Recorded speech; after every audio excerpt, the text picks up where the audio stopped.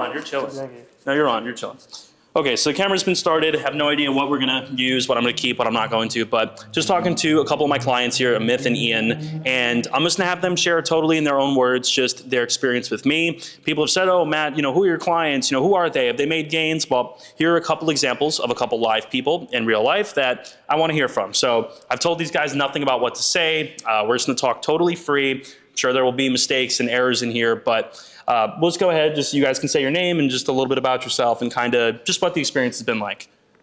Yeah, so my name is Amit. I'm a fourth year medical student. Started training with Matt about a year ago, and it's been absolutely incredible. I mean, for context, I had trained on and off through undergrad for about 5 years, and in the past year with Matt, I have made more progress in 1 year than I had in that 5 years, and I can prove it. My weight has gone way up. People comment, especially when I go home, people who haven't seen me in 6 months, a year, about how much better I'm looking now. And I just feel a lot better. I feel stronger. I feel like I can lift more weights both in the gym and when I play tennis, when I do my other sports. Everything about it has been incredible. That's awesome. This guy's like an extracurricular fiend, so he's always got something going. But I mean, whether it be tennis, I know your cardio is excellent because you're always doing tennis. So interesting thing with me and the Myth, we don't actually do cardio directly together. This is something where he's just checking that box because at the end of the day, you're more of a lifestyle guy. You're not going to compete on an Olympia stage, so we don't, weigh out every single gram of food that he's eating. He is very intuitive. He has very good ballparking ability, I would say, and that carries most of the weight, I feel like, in your personal life, for sure. So, for example, okay, today, what did we do in the gym today? Because we train in person today. Me and Myth usually do in person, and then me and Ian usually sends me videos, and we train in person sometimes, but we live kind of far. So, me and you, what did we do today in the gym, just roughly? Yeah, so we typically do an upper-lower split. So we'll do 2 upper, 1 lower. And typically today we had an upper day. Mm-hmm. And so we did a couple exercises for chest. We did a machine chest press. Mm-hmm. We did an upper chest press. We did a Kelso shrug, a upper back row, as well as biceps, triceps. Mm-hmm. And I think it works really well for me. And this is one of the amazing things about hiring Matt is that he tailors your fitness to you. So for example, for me, I'm not someone who can get in the gym 5-6 days a week between work and tennis, but this split works so well because we get 2 upper and a lower. Mm-hmm. So I'm training everything, multiple sets, getting as much efficiency as I can in the workouts that I have. Yeah. As well as, just today, we modified the upper chest press because it wasn't really working well for my anatomy with my long arms. Yeah. And he's been literally researching for months how to update it and trying lots of different exercises. It's been tough. Until we finally found something that works for my crazy arms. This guy's arms do not want to tuck in at all. But and then Ian, same thing, you're on upper lower. Yeah. Well, I had some more issue to that with the arms on the upper chest press, and Matt helped me fix that too. But I'm on upper lower too, and I was adamant about push-pull legs for years. Started training with Matt about 2 years ago, mostly online. We do know each other in person, but the distance thing makes it a little hard. So I'm mostly sending him videos and stuff like that. But I do upper lower. I love that split. It gets me really low fatigue, and I think I'm seeing really good results. I've been cutting and still putting on muscle, getting stronger. This past year specifically, I've gotten significantly stronger. And I think it's just mostly from the tailored training he's given me and then just dialing in. Hell yeah. No, and again, too, there is no right or wrong or black and white with so many of these things. And I've always said, oh, hey, if you enjoy something, or if you hate this exercise, don't do it. If you enjoy it, let's do this. And yeah, I mean, everything is very personal. Like I said, I personally like upper lower. That's the split I use. Obviously, I'm not, scared of the fatigue demon or whatever. I mean, sometimes we'll do a third set, or I'll be like, you know what, screw it, go for a third set or go for an extra rep or whatever. But again, what people don't understand is that if you're in this process for the long haul, a long time, if you actually want to be here lifting in 10 years, I'm sure we all do, I mean, you have to make adjustments. You have to do things spontaneously. Sometimes things not by the book, but just, I feel like the consistency of actually being in the gym for a long period of time outweighs all these little nuances that people fight about all the time. And I don't know, I feel like if you really care about results and actually getting results long-term, it's just, sometimes it's just showing up for long enough, even when you don't want to. So I know for you, you have a demon schedule and you show up anyway. I mean, maybe you could tell people what you do in a day where I'll see you at 4:45 and you'll show up. Yeah, it's pretty intense. So for context, at my busiest, I was working 6 to 6, and then I'd show up for a training session with Matt, go home, eat dinner, somehow live my life partially and do it again. It's insane. This guy wakes up at 4 a.m. It's ridiculous.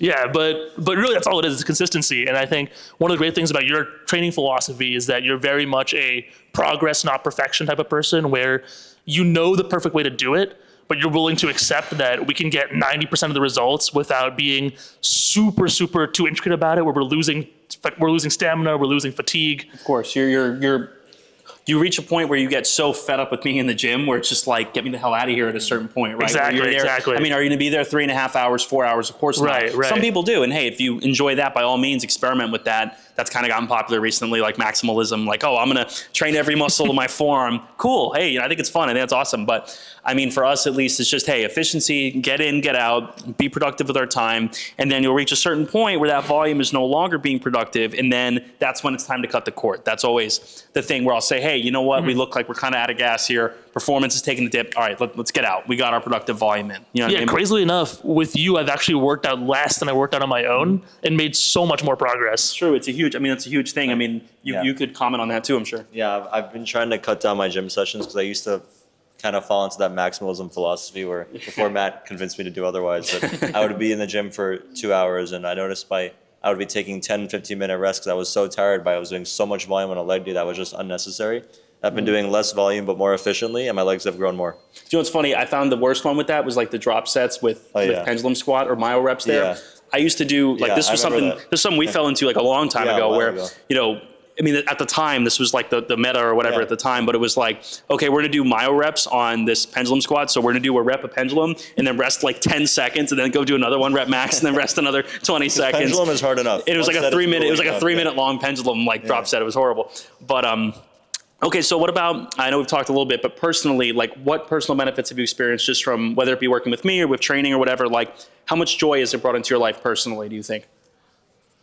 Yeah, it's been huge for me. So, you know, being in the medical industry, being in shape, being somebody who people can look at and be like, that person takes care of themselves is huge for my career. I mean, the credibility you get from treating patients and they can see you and see that you practice what you preach is massive. Relationship-wise, I did get into a relationship kind of around January, February, and she did comment several times how great my pecs felt as well as my arms. Hell yeah. I'm just gonna put it out there. Hell yeah. And socially, I mean, it's great. Just the confidence you have of both knowing that you're putting the work in the gym, the trust you have in yourself, as well as the physical output of feeling confident in your own skin is incredible, especially a place like here in down South Florida where all's the beach, you know, you're doing things outdoors. It's been great. And I see you frequently, so I don't, you know, pick up on these probably small changes, but when you go back to Tampa, his people, his friends, family are in Tampa.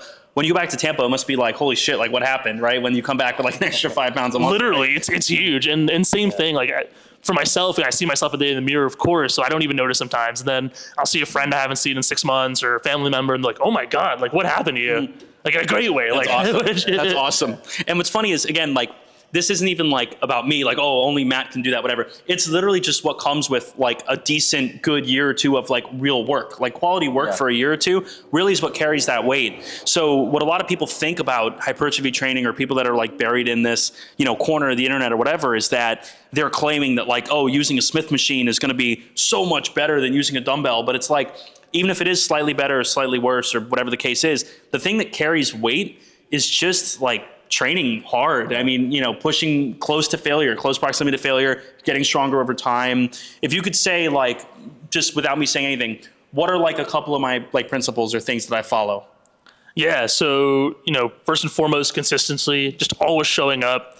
I mean, there's days when I've been like so tired after work and Matt's like on my way to the gym and I'm like, God damn it. Like, all right, so we're gonna have to splice these because the memory card ran out. But in order to continue, let me make sure we're recording real quick and we are on. Okay. All right, yeah, so we're just gonna continue here because the memory card ran out. So I think we were talking about my training philosophy. Like if you were to just sum it up briefly without me saying anything, like what do you think I'm trying to impress on you, I guess? This from you. Whoever, either of you, whoever. Yeah, you can go. Main thing is just actually training hard, and that sounds like a dumb answer, but it's not really, because I didn't know how to train hard before I trained with him. I would think I was training hard, but I would do 3 sets of 10, 3 sets of 12, stupid stuff that wasn't really hard. Because if you can do the weight for the same amount of reps the next set, you didn't go hard enough the first set. That's the main thing he taught me. Yeah, if you kept the same reps in reserve and your progress isn't dipping, I would say you're definitely going to be. He taught me to actually train hard, and when I first started with him, I would think I was training hard. He was like, Ian, you got a few more. You got more, yeah. Main thing he taught me, I remember this like clear as day. We'd be we'd be doing Smith machine, and he'd say, "Ian, gun to your head, one more, Gun to your one head, more, gun to your head. I remember that. I remember that. Yeah. I was sorry. And it taught me. Now, I didn't want you to be like, I tell that to myself. It's true. I mean, it's true. Yeah. I feel like for me, I'd rather go a little too hard than not hard enough. I would rather go beyond failure at times if I'm unsure. There are times where I've done 1 rep in reserve. There was a clip of me that went viral of me talking about tricep extensions, 0 to 1 RIR. But the funny thing is I actually don't do that often. Like that's actually like my first set usually, and then I'll do my first set of triceps to 1 in the tank, and then my second set usually 0. But the difference between those things is going to be so minor. Especially that first set. Sorry to cut you off. Yeah. That first set when you really you can tell that next rep is going to be really slow. Because when that eccentric gets really long, you just really build up the fatigue so significantly. That's one thing he taught me. So when you get that last rep in and you have a feeling the next one's going to be near impossible, it's better just not attempt it and save it for the second Usually, set. yeah, absolutely. I mean, like I said, everything's context dependent. Are there scenarios where it might be better? Of course. Yeah. Like if you were 3 months in the gym and you're like, oh, I've got 3 RIR, it's like, well, you have no way of knowing. Like there's no way you have 3 in the tank. You have no way of knowing that. But yeah, everything's context dependent. I mean, yeah, generally that's what I try to follow. When that concentric slows down to where, it becomes absolutely impossible, all right, call it a day. You're pretty damn close to failure. That's kind of the crux of it. Yeah. What about you, Amit? Like, since, we just trained today, like, what would you say what did we focus on, Yeah, so in terms of our focus for muscle groups, for me, chest was a big weakness. And so we started putting that first, triceps first. And then just on philosophy in general, what Ian was saying, for me, the big things were, consistency, hard work for sure. I had the same problem as Ian, where when I first started working out on my own, I always thought I was at failure, but I wasn't even close to failure. And actually, I was lifting really light, which is interesting. When I started working out with you, you kept saying, I think you got more, I think you got more. And like in my head, there's no way I had more. And then just like that, we started lifting super heavy. My games were so much better because I didn't realize how much I could lift. And then we touched this before, but really the progress, not perfection of like, I'm someone, like my job requires me to be very detail oriented, and so I'm like very in the weeds on things sometimes. And it's so nice to be like, did I do that rep? Did I do that rep okay? Was that fine? And you're like, yeah, man, that was great. Like, it was fine. It was perfect. Even if there was one minor elbow angle you could have gotten better, you got 90% of the effectiveness, and there's no point pushing yourself anymore. You're just going to fatigue yourself. Yeah. You reach a point where it's like, hey, I'm here. I did what I had to do. I did my prescribed amount of work, and now I'm going to leave because my work has been completed. My task has been completed. Yeah. You know what I mean? What else? I mean, what else is there anything else that comes to your mind where you're like, oh, hey, I want to talk about this? Like anything else, like training-wise, diet-wise, anything else that speaks to you that you want to share? So I've been training with Matt for about 2 years. First year, my training was pretty good, but my diet was kind of, I'd eat whatever. I wasn't super heavy. I was about 170.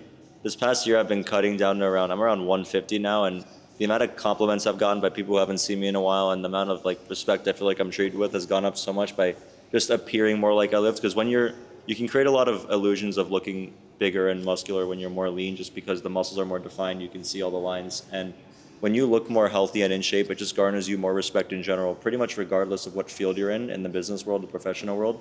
If you are in shape and you look like you take care of yourself, people respect it and they notice it. So that's the main thing I've noticed. Because the diet is also really important too. That's something Matt has taught me too. That's so I kind true. of just thought I would lift and whatever I ate would be fine, but no. Yeah, I mean, like I said, I'm very flexible with what I eat personally, what I tell you to eat, whatever. But there's sort of like those basic checkpoints, like, hey, protein-wise, 0.7, 0.8 grams, based on the research we have, that looks like kind of like the minimum. Okay. And again, I think your habits almost improve. Like your habits, I was talking with him about this. Like his habits are good. Like my habits are good. Your habits have gotten good. Like as your habits become better and you don't eat like a toddler, you don't have to really worry about like, oh, I went to McDonald's today. Like, okay, I'm sure you didn't eat like an asshole at McDonald's. I'm sure you ate like a normal person at McDonald's, right? So you reach a point where I feel like intuitively you teach yourself to just have better habits. You seek more quality protein sources. I mean, I know you do like pasta and salmon normally. I used to use MyFitnessPal for the first 6 months of my cut, so I would get an idea, which I recommend, by the way, not a plug, just it's a good idea. recommendation. Just so you can see exactly what you're eating. And when you track it really religiously, a lot of people will say, oh, I'm eating this, but I'm not losing weight. It means you're probably eating more. Well, not probably, definitely. And when you actually track it and get into the weeds on what you're eating, you'll be shocked at how bad your macros are. Yeah. How over your people calories always, are. they say, oh, I'm eating 1,200 calories a day. And it's like, and it's hard to have that intuitive sense unless you actually track it. And then once you track it, you can start building those pathways in your brain to know all right, I'm kind of hungry at the end of the day. That means I'm That's probably probably a close good to thing. a deficit. Yeah, right? yeah. That's probably means Right. you're probably in a Right, deficit. and it's, yeah. the truth is, if you're training really hard and you want it, you have to think about it like this. Is also something Matt taught me here. When you're looking at whatever food you want to cheat with or eat with that would get you outside of your macro goal or whatever, you just think, what do I want more, this or the body I want? The body usually outweighs and it. that yeah. outweighs it. That's one thought I've been having. Yeah, no, I totally agree. I think this is somewhat a plug for hiring a trainer, especially Matt, is that it's much easier to be accountable to someone else than be accountable to yourself sometimes. Yes. That's so true. Yes, it's Well, true. like I think I mentioned has this. this, yeah. Like there are so many days, I mentioned this earlier, but it's just honestly so true because I think a lot of people can relate to this where you come home from work, come from school, you are so tired, you can't move a finger, but you're paying a trainer to come kick your ass in like half an hour. And like, if I'm paying, I'm gonna be there. If I'm paying, I gotta show up. I literally told him this, like I would not hit a single leg day if I didn't pay you. Like I would never hit a leg Those are day. the worst. No, I mean, yeah, forcing yourself after a leg day after a 12-hour shift is just, but you can do it. Like, if you can conceive it, you can do it. I mean, 100%. Fatigue is tangible, it's measurable, it's a decline in motor unit recruitment over time. When you are at a point where you quite physically, I mean, gun to your head, you cannot get the amount of reps that you should be getting at your point in the session, well, it's probably time to hang it up. You working a 12-hour shift is not, you might be tired, but you're not fatigued. And that's kind of that nuanced little difference where it's like, wait a minute, I think I'm fatigued. I'm actually not. I'm actually just tired. My fatigue is measurable as my performance declines and as it goes down. Right, You know what I mean? right. Especially with the mental fatigue aspect, I think it's very easy to feel like, oh, I had a bad session or I didn't do well. And then I'll talk to you. It's like, well, all your lifts went up either in reps or in weight. So you actually did great. It's just you can't trust the feels that you have sometimes. Sensation, you can't be a slave to sensation. Exactly. You have to trust the objective data, which I think is something that you do really well and Thank you. be accountable for. I try to. I mean, and again, something as well that I wanted to touch on that I think is important for the entire lifting community, no matter who it would be. We are all, as a community, like whoever's in the gym, whether it be us or people you talk to online, everybody is actually just trying to be the best they can be. There's a wave, especially with social media, of hostility on people. And I don't exactly know why that is, but this, like right here, is the most fulfilling thing I have. Like in this, in the whole aspect of it, like talking to you guys about like what we do together when we train is the most fulfilling aspect of my whole fitness experience. Maybe that, and then actually looking in the mirror and being like, wow, like I look different, I look better, right? That experience is amazing. It's transformative. If you guys don't train or take your training as seriously as you should, that to me is going to be huge. But I guess we're all in it to win it. I mean, no one's perfect. Like, we're all here to try to be better than yesterday. I'm sure I could look at something I said right now in this video in a couple years from now and be like, hey, that sucked, or wow, that was really proven wrong, that was debunked, that was proven outdated.